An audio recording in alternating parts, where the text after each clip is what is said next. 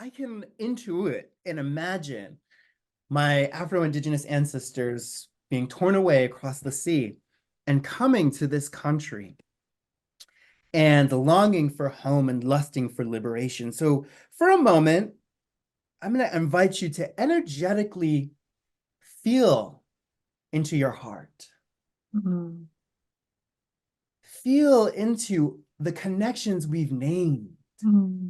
Maybe as living strands of radiance connecting us to the land, to the food, to the reciprocity, to the stories, to the unknown. Just that beating, radiant heart with all of these living connections.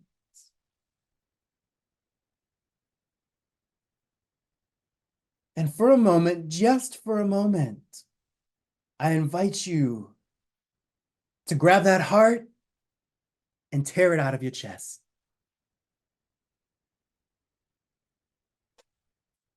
Okay, put it back, put it back. Put it back. Maybe smooth it over. I'm serious, maybe smooth it over. Yet while we're still here in the raw space, what was your reaction? Maybe you couldn't even pull it out. Maybe you lost your breath. What was your reaction? And now what is your response to your reaction of having those connections ripped out? Just come off mute and pop. My first reaction was resistance. It's like, no, I don't want to tear my heart out. Mm-hmm. Mm-hmm.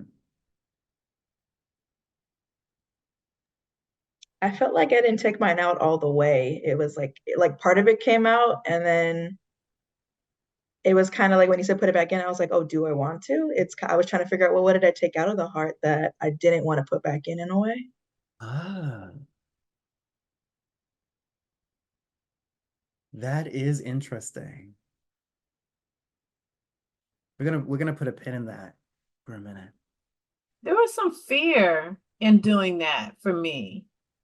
Like, how am I going to survive without my heart? How am I going to express love, give love? And it for an instant, there was the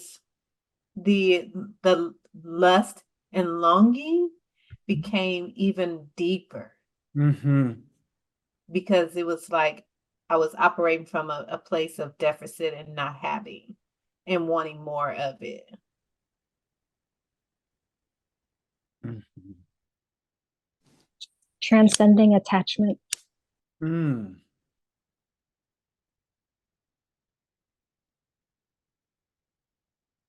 Can you say more about that, Mahal?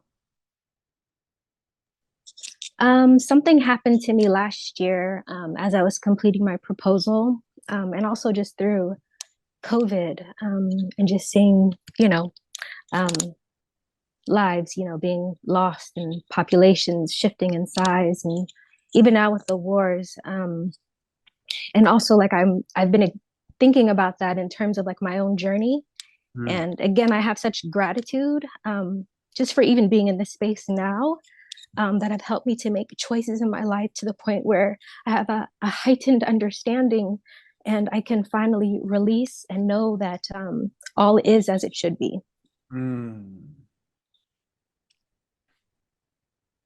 Wow, I can feel that in my heart. Yes, me too. I felt that too. Yeah. Me Rachel too, is back. Mahal. Yes, Yeah. I'm back, everyone. And I just sort of caught the tail end of this question, Preston, as I was working out tech issues. But what came to me is I always say, I feel like my heart is living outside of my body, especially with my daughter. And I'm maybe too familiar with having my heart ripped out, not because of my daughter, but like the pains of the world and where life takes me. So there was resistance, and then there was also familiarity that, oh yeah, my heart can expand. If possible, I wanted to go back, Preston, and share what the ancestors said, because it was really profound and it may be healing and helpful for other people. So when I put my hands over my ears, the first thing they said, we just are, Mm, you know? And the most important message that they gave me was that they were not afraid of each generation's self-determination, so that their identity was highly adaptable. They were open to experimentation and like perpetual expansiveness, and they weren't afraid to mix and to mm, branch out. And when they were able to make those choices, it was out of love and shared values. Now, some of our ancestors didn't have choices in how they mixed and created me and, you know, all of you who are also mixed race, which I think most of us are. So that was just really powerful to hear that they just weren't afraid of that, right? That's diversity at its finest, I suppose, and they welcome that. yes. And that wisdom I feel, oh, I'm getting chills all up and down my body. So needed in this time of imaginary borders that have real impacts on folks and xenophobia and racism and this some folks resistance, but also like the sinking into the web of interconnectedness and adaptability. I want to bring us into maybe, you know, tending to our heart for a little bit. Let's tend to our hearts because we did just ask so much of it. Okay. And this practice comes from Kelsey Blackwell, author of Decolonizing the Body, Healing Body-Centered Practices for Women of Color to Reclaim Confidence, Dignity, and Self-Worth, where she holds that our final myth of colonization is I am independent. That is the ultimate myth. But our final decolonizing truth, I'm sorry, our final is I am independent is the myth. Our final decolonizing truth is I am interdependent. And so again, I'm going to bring us back to our heart, our center, and invite you to notice your heart and remember that your connections are still there. Maybe imagine yourself at your most free. This could be an experience in your history or how you might imagine it could be. You're most free. And what are you doing? Who are you with? Holding this image of yourself, feel into the relationships, past and present, supporting you.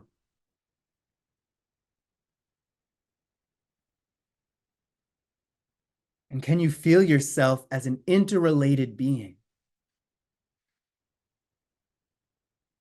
What necessary interconnections are required for this experience of freedom?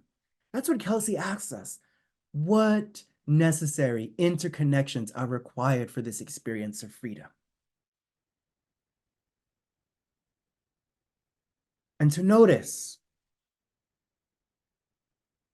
any thoughts or sensations that arise in your body as you come back to us.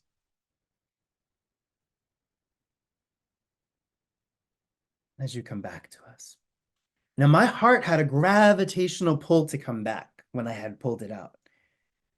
And I intuit that the Black folks who may have been taken away from their Indigenous roots, brought across the Atlantic and were living here in Turtle Island also felt that pull. The alignment was so strong. And I remember that when my heart is out, I can hold that as like that feeling I remember. It reminds me when I'm out of alignment with who I am and who my souls need to be.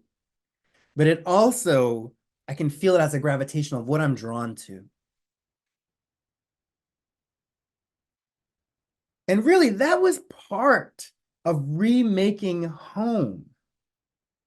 It was part of remaking home.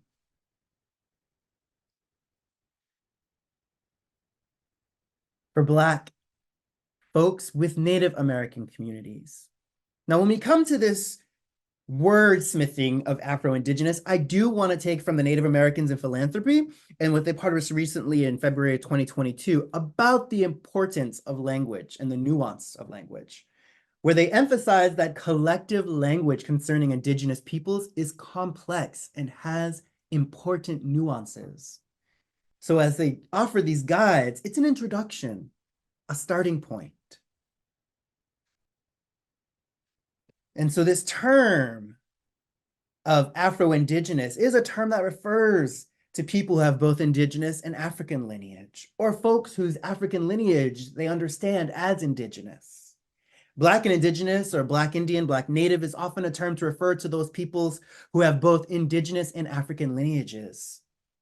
These terms are not always synonymous with Afro-Indigenous. And ultimately, their use depends on how an individual chooses to describe themselves, and I would add how community describes them too. Rachel, I see your hands up. I think that's old. That's Okay. from earlier. Yeah. I want to bring us to some of the communities. Many, there are so many, too many to name, but just some of those that we can often hear about when we think of Afro-Indigenous communities, Black plus or Black and Native American communities here on Turtle Island. My own folks, Wampanoag people, Cherokee, and the complexes that come with that. Sometimes if you learn about freedmen, Muskogee and Creek, Seminole, Choctaw, Chickasaw. And I'm going to offer this here, the Black and Indigenous Afro-Indigenous experience from the Native Arts and Culture Foundation. This is maybe a little bit for y'all to check out after this. I'm going to offer it into the chat, but it is a fantastic panel talk on Afro-Indigenous experiences. So maybe click that link and then save it to the side. And maybe folks here might want to share a bit about intersectional Afro-Indigenous experiences and community. So I'm going to open up just for about 5 minutes if folks want to share about their experience of intersectional Afro-Indigenous experiences and communities.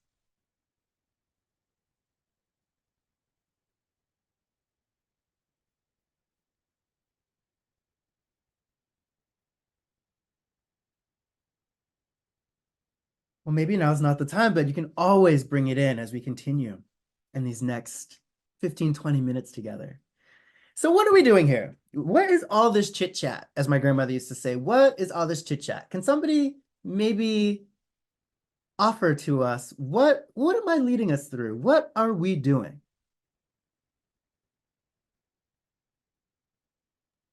I want to share that my mother's mother was part Cherokee.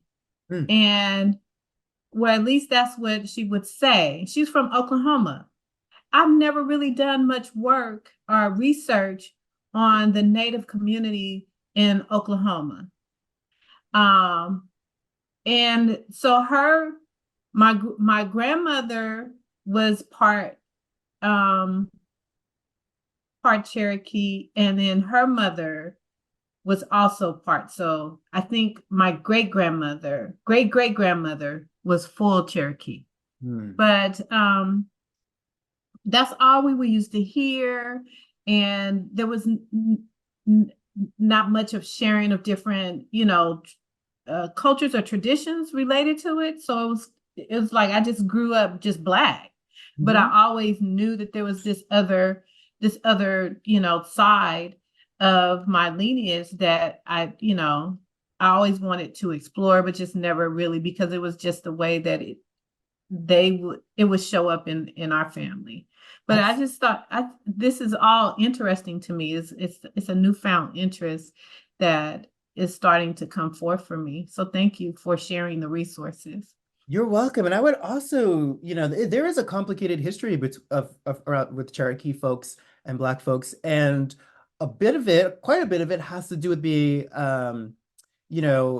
settler colonialism pitting folks against each other, right? As Black folks escape enslavement and earn their freedom or come into community with Cherokee folks, there is this concept of freedmen, right? And who are part of Cherokee community, but yet don't have the same rights under Cherokee doctrines. And that is part and because of this whole blood quantum thing. If you let too many Black folks in who have the same rights, then you lose your land or you lose your rights. And so there's this interesting, complicated nuances there.